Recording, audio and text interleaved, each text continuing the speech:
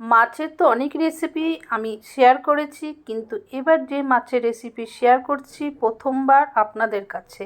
আশা করি আপনাদের কাছে এই রুই মাছের রেসিপিটি ভালো লাগবে। একদম নতুনভাবে এবং নতুন সাজে আপনাদের দেখাতে চলছি। ঘরে যখন না বলে গেস্ট আসে, তাদের কাছে যদি অল্প মাছ দিয়ে 10-12 জনের জন্য আপনি বানিয়ে খাওয়াতে পারবেন। আর যারা মাছ খায় না তারাও এই রেসিপি চেয়ে খাবে। আশা করি আপনারা ভিডিওটি স্কিপ না করে দেখুন।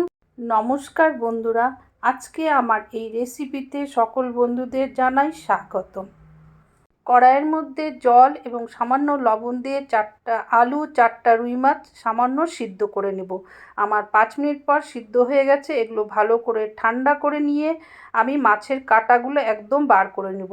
আলু সেদ্ধটা খুব ভালো করে চোখলা ছাড়িয়ে আমি মেখে নিয়েছি। এখানে নিয়েছি গরম মশলা পাউডার 1 চামচ, হলুদ নিয়েছি আধা চামচ, 2 চামচ নিয়েছি কর্নফ্লাওয়ার পাউডার, কাঁচা লঙ্কা কুচি, আর মাছটা ভালো করে আমি কাটা ছাড়িয়ে এর মধ্যে দিয়ে দিলাম, যেন একটাও কাটা না থাকে, তাহলে খাওয়ার সময় মাছের কাঁটাগুলো লাগবে মুখে।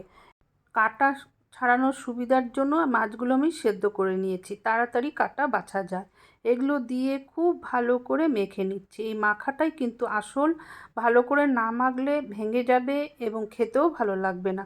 খুব ভালো করে এগুলো মেখে নিয়ে তারপর যেগুলো করছি আপনারা দেখতে থাকুন। যে সকল বন্ধুরা এখনও লাইকটি দেননি, লাইকটি আপনারা দিয়ে নিন।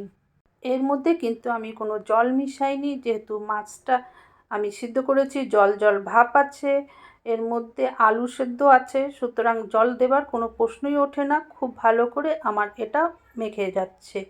আর এক ফোঁটাও যেন দানা দানা না থাকে, তাহলে ভাজতেও ভালো হবে এবং ভাজার সময় ভাঙবে না। এরকম গোল গোল করে আমি করে নিচ্ছি। আপনারা সাইজটা নিজেদের পছন্দ অনুযায়ী করবেন। যদি লম্বা লম্বা করতে চান বা চৌকা করতে চান সেটা নিজেদের পছন্দ অনুযায়ী। আমার হিসাবে আমি গোল করে নিচ্ছি। গোল অর্থাৎ বলের সাইজে, মানে হাতের সাহায্যে বল বল করে নিচ্ছি। তবে বড় সাইজের করছি না বা একদম ছোট সাইজের করছি না, আপনারা সেরকম বুঝে করবেন। এখন পরপর আমি করে নিচ্ছি আর খুব তাড়াতাড়ি এটা হয়ে যায়, কারণ হাতের মধ্যে সেরকম বেশি কিছু কষ্ট হয় না। কাটা যদি না থাকে হাতের মধ্যে কিন্তু এক ফোঁটাও লাগবে না। দেখুন আমার পরপর গোল হয়ে গেছে, মানে বলের আকৃতি। এখন এগুলো এক সাইডে রেখে আমি যেই মশলাগুলো একটু বেটে নিব। এখানে 6টা পেঁয়াজ, কয়েকটা কাঁচা পাকা লঙ্কা, দারচিনি এবং লবঙ্গ, আর কয়েকটা রসুন কোয়া, আদা, একটা টমেটো আমি পেস্ট করে ওখানে রেখেছি। তবে পেঁয়াজ আমি সব পেস্ট করব না, কিছুটা কুচি করে রাখবো। এখন তেলটা গরম হয়ে গেছে, আমি এই বলগুলো ভেজে নিব। আস্তে আস্তে করে অল্প দিয়েছি যাতে না ভেঙে যায়। খুব ভালো করে তেলটা যেন গরম হয়, তাহলে কিন্তু বলগুলো ভাঙবে না। আর দেখুন ঝটপট করে উঠে যায়। এইভাবে করে আমি সব বলগুলো ভেজে নেব। তবে একটু লাল করে ভাজতে হবে, না হলে মাছের কাঁচা গন্ধ ভিতরে থাকবে। আর তেলটা গরম হয়ে যাওয়ার পরে গ্যাসের আঁচ একটু কমিয়ে দিবেন, তাহলে কিন্তু পুড়ে যাবে না। আর একটু ডোবা তেলে ভাজতে হবে, তাহলে কিন্তু খেতে ভালো হবে। আপনারা দেখতে থাকুন কতখানি আমি লালভাবে ভেজে নিচ্ছি। এই ভাজাটা আমার হয়ে গেছে, আমি পরেরটা বসিয়ে দিলাম। এখন এটাও ওরকমভাবে ভালো করে ভেজে নিচ্ছি। আর যখন কাঁচা অবস্থা থাকবে হাতা দিয়ে কিন্তু ওঠাবেন না, তাহলে কড়াইয়ের মধ্যে লেগে যাবে।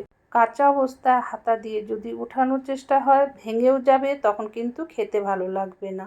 অনেক বাড়িতে আছে যে মাছে কাঁটা আছে, দূর বাছতে হবে, কাঁটা গলায় ফুটে যাবে, খাবো না মাছ। বাচ্চারা তো আছেই, এরকমভাবে করে দিলে কিন্তু তারা অনায়াসে খেয়ে নেবে। যে রাঁধবে তার একটু কষ্ট হবে, কারণ মাছে কাঁটাগুলো বেছে নিতে হবে, এরকমভাবে ভেজে নিতে হবে, কিন্তু খেতে তো সবার ভালো লাগবে এবং সবাই আপনাকে ভালো বলবে, আর আপনার তখন খুবই ভালো লাগবে। ভাজা হয়ে গেছে, আমার অতখানি তেল লাগবে না, কমিয়ে নিলাম যেটুকুনি লাগবে। এর মধ্যে তেজপাতা জিরা ফোড়ন দিয়ে দিলাম, তারপর পেঁয়াজ কুচি দিয়ে দিলাম। 2টো পেঁয়াজ কুচি আমি এখানে দিয়েছি। একটু ভালো করে লাল করে ভেজে নিচ্ছি। পেঁয়াজ আদা টমেটো যেটা আমি পেস্ট করব দেখিয়েছিলাম সেটা আমি দিয়ে দিলাম। তবে অনেকখানি আমার পেস্ট হয়েছিল, আমি ততখানি দিচ্ছি না, যেটুকুনি দরকার সেটুকুনি আমি দিয়ে দিলাম। এখন এটাকে খুব ভালো করে কষিয়ে নেব, একদম যেন লাল লাল হয়।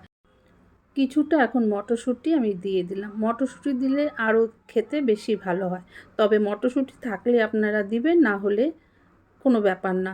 স্বাদ মতন লবণ, 1 চামচ লঙ্কা গুঁড়ো, আধা চামচ জিরে এবং ধনে গুঁড়ো, এটা দিয়ে এখন আবার ভালো করে কষিয়ে নিচ্ছি। তবে এখন এর মধ্যে আমি জল দিচ্ছি না, কারণ পেঁয়াজ বাটার মধ্যে অনেকখানি জল ছিল, তার জন্য আমি এটা দিয়ে কষাচ্ছি। এখন দিয়ে দিচ্ছি 1 চামচের একটু কম হলুদ। হলুদটা দিয়ে আবার ভালো করে কষিয়ে নিচ্ছি। আর যত কষাচ্ছি দেখুন রঙটা কিন্তু খুব সুন্দর চলে আসছে।